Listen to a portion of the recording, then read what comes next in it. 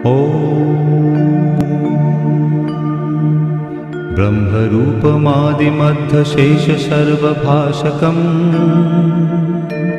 भावषट्कहीनरूपनित्यसत्तमध्ययम् वङ्मनौति गोचरञ्च नेति नेति भावितम् तं नमामि देवदेव रामकृष्णमीश्वरम् आदितेयविहरं शूरारिदैत्यनाशकम् साधुशिष्टकामदं महिषुभारहारकम्